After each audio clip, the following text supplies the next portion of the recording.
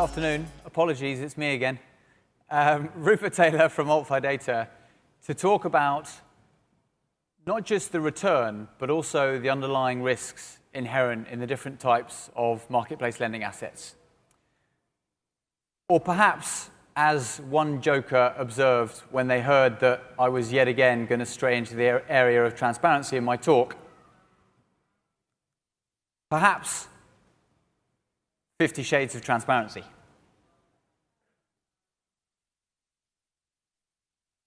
So what I want to talk to you about today is how we can try and understand the underlying risk and return in marketplace loans. And a lot's been said already today about verification, standardization, what can be done, what can't be done. So I want to give you my take on what can be done and why it should be done. So as the online originated lending sector has evolved, so availability of returns data has become more widespread. And if you go to any of the platform websites, you will find representations of net return. And indeed, many platforms provide lots of other granular data relating to returns, etc., provide that kind of data to their investors. But there's a fundamental problem here, which is that all these approaches are inconsistent. And we're not just talking about different calculation methodologies or different equations. We're talking about a completely different approach in many cases. And on top of that, this data isn't verified, which is not to say that it's not straight up true, but this is a platform saying what returns it's delivering. It's not an independent third party saying, these are the returns you're getting from these assets.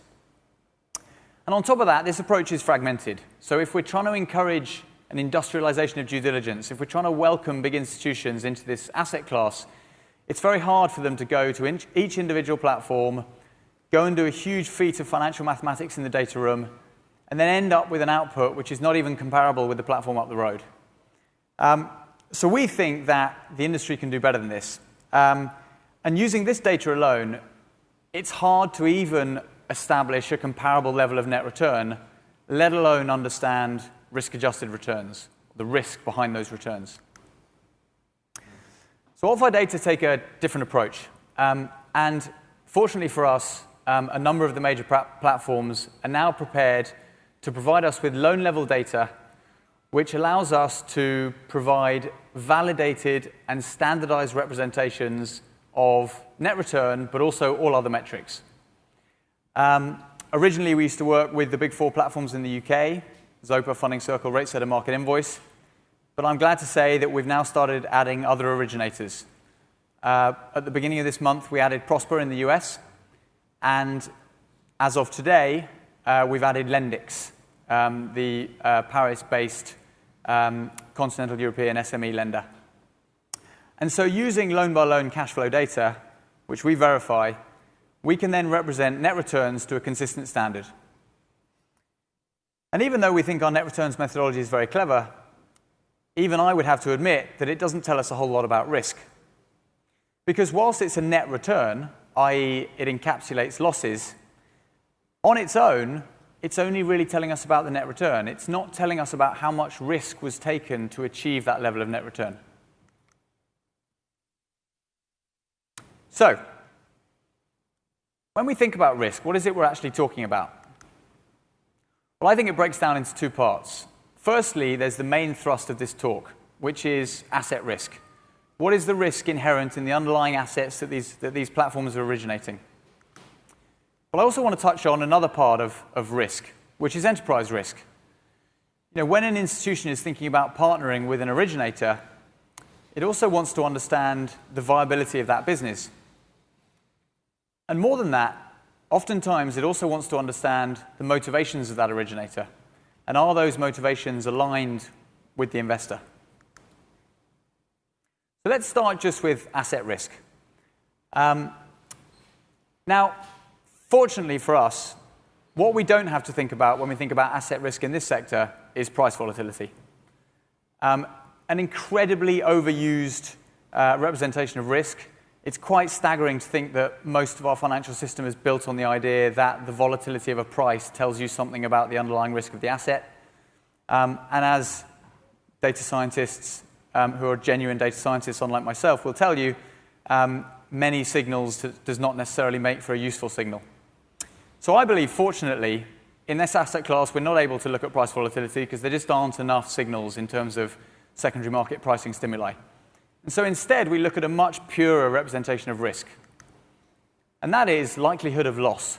That's what we really should be concerned about when we're thinking about risk. In this case, obviously, loss of either interest or principal. And so the way we think about risk is to say, OK, so we can understand what our net return is, but how much risk is being taken to deliver that net return? Or more simply, how much loss is being incurred to result in that net return number?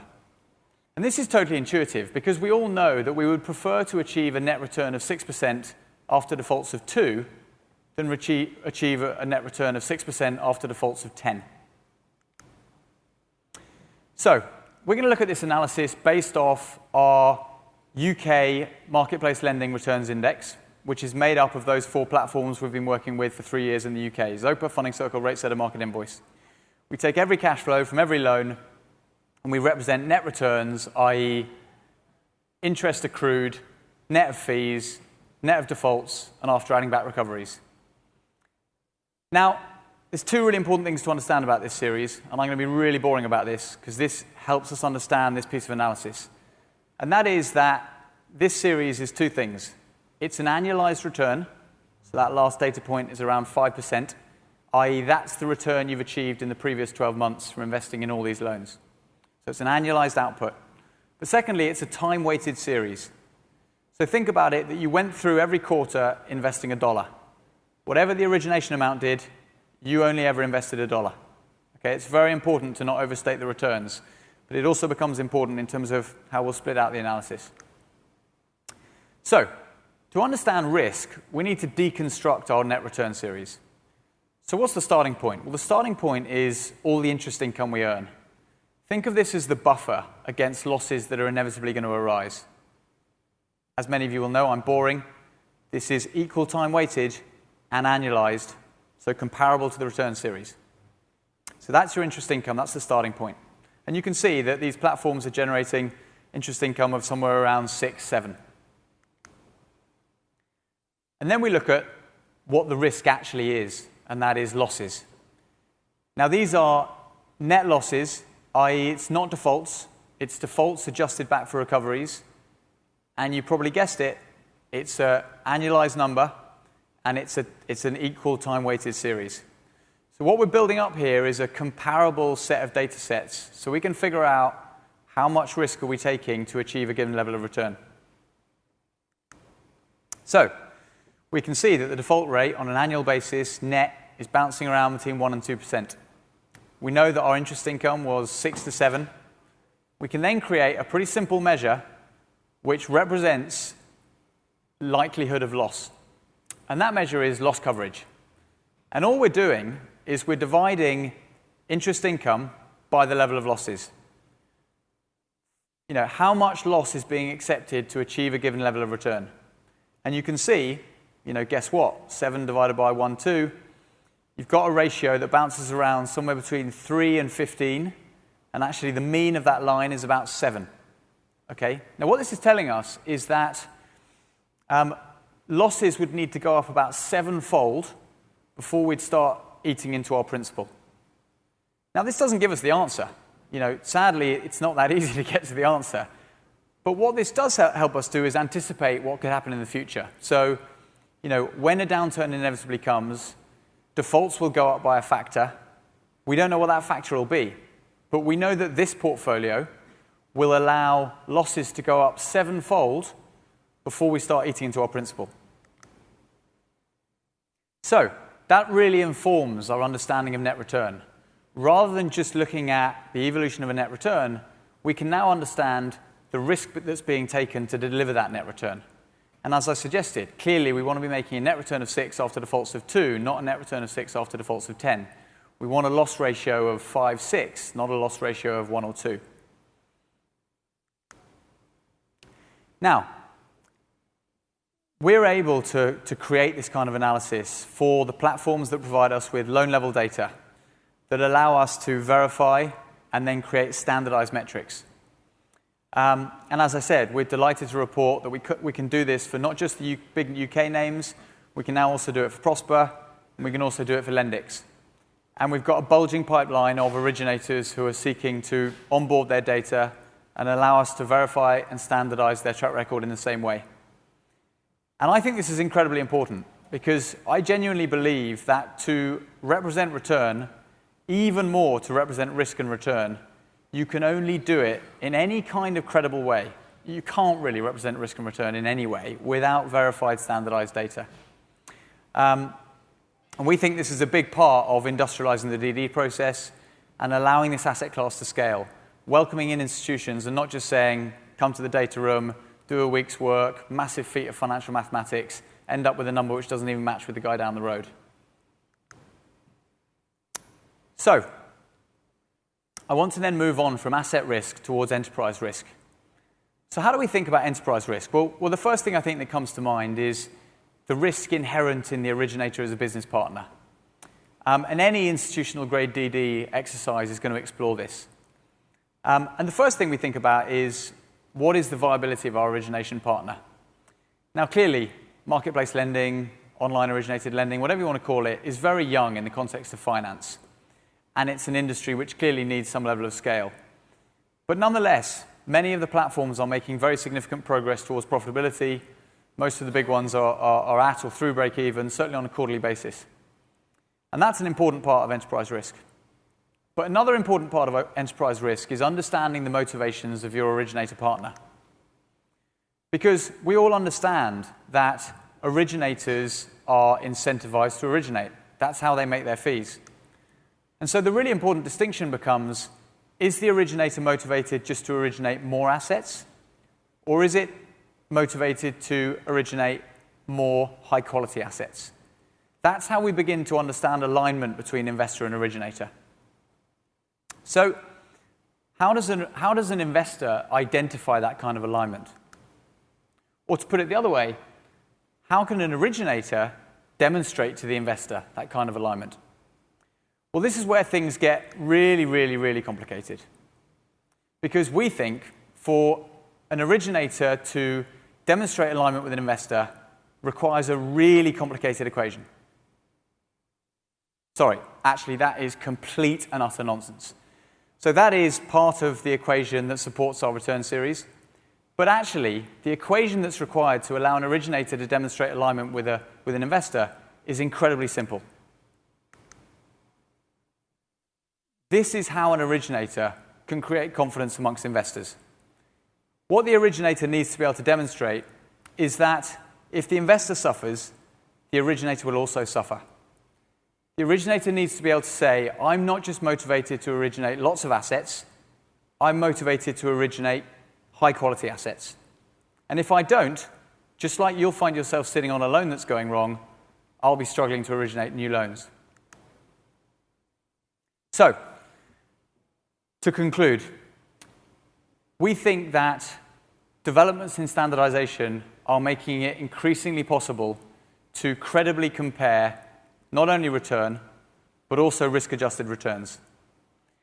And we're delighted to report that an increasing number of originators are providing the kind of disclosure that allows independent verification of that data and production of metrics to a consistent standard. This will help industrialize the due diligence process. And this is what is needed to help the asset class achieve scale. And what's important here is understanding that we're not just trying to make the due diligence process easier for an institutional investor. Because let's not kid ourselves, they're still going to want to pay you a visit. They're still going to want to do the qualitative DD. But they can do a huge amount of the work by understanding these consistent like-for-like metrics. And also, this process makes them able to get familiar with the assets and able to gain confidence that the originator partner they're working with exhibits the correct alignment, exhibits the correct motivations. Now, earlier, Samir talked about network effects and virtuous cycles.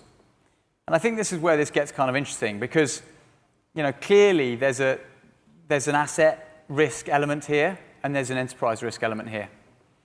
And what we think is really powerful is that as platforms scale, they generate more fees, enterprise risk reduces, and that in turn feeds the beast. So we can create a virtuous cycle here, whereby by making investors more confident about asset performance, we in turn make them more confident about originator selection, about enterprise risk.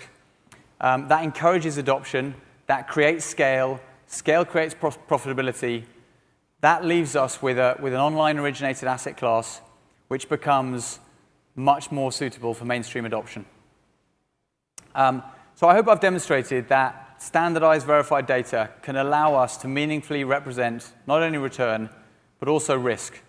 And by doing so, we can industrialize the due diligence process and help this asset class achieve scale. Thank you very much. For any questions, please grab me later, unless we've got time now. Later. Thank you very much.